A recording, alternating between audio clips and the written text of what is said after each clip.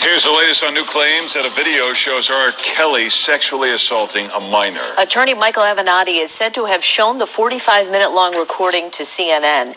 The network says the video shows multiple lewd sex acts, and Avenatti claims he has evidence that Kelly beat similar charges in 2008 by using witness intimidation, bribes, and evidence tampering. Avenatti says he provided the new video and a list of witnesses to Cook County State's Attorney Kim Foxx. There is no confirmation that her office will investigate it. Now Kelly's lawyer is pushing back. He says Avenatti was recently accused of fraud, while Kelly has always followed the law. Joining us now on FaceTime is attorney Michael Avenatti. Michael, thank you for joining us this morning. Good morning. So your client he's not a victim. He is a former worker for R. Kelly, and if so, how long has he had these tapes?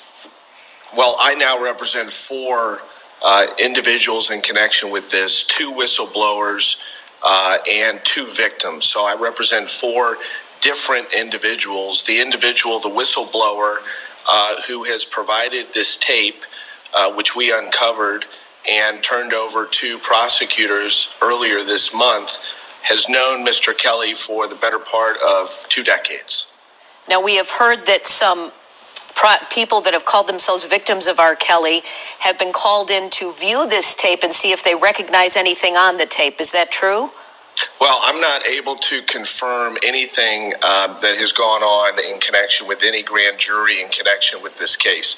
That is patently improper. But what I will tell you is that Mr. Greenberg, Mr. Kelly's attorney, is absolutely clueless as to what is going on here and has clearly no knowledge of anything relating to this case at this point, as evidenced by his recent comments. Yes, he said Avenatti was recently accused of fraud, while R. Kelly has always followed the law. Your response to that? Well, it's ludicrous. He's trying to distract away from the fact that he represents an individual that's been preying on young girls for the better part of 2 decades, and he's upset by the fact that now I, together with others at my firm, have blown this wide open by uncovering this tape and turning it over to prosecutors.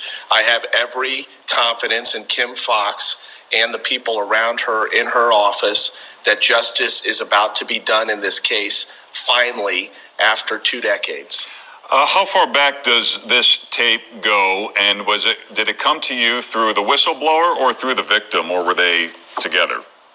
I'm not at liberty to disclose how we uncovered the tape. The tape is within the statute of limitations necessary to charge R. Kelly, and I am confident that in the coming days, R. Kelly will be indicted, he will be arrested, and I will be very surprised if he ever walks free another day in his life. You also say that you have claims that R. Kelly beat similar charges in 2008 by using witness intimidation, bribes, and evidence tampering. There's evidence of that? There's extensive evidence. There's not a little bit of evidence. There's not a small amount of evidence. There is substantial evidence that that's exactly how he was able to gain his acquittal in 2008, namely by intimidating witnesses, threatening witnesses with physical violence, bribing witnesses, and basically rigging the outcome of that trial. There is extensive evidence that we've supplied in that regard. It's not just from one witness, it's from multiple witnesses. And as I'm sure you recognize, that's extensive obstruction of justice and poses yet additional problems, not only for Mr. Kelly, but also certain of his handlers and enablers. He wasn't able to accomplish all of this and cover all of this up on his own. We all know that. All right, Michael Avenatti, we appreciate you joining us this morning. Thank you.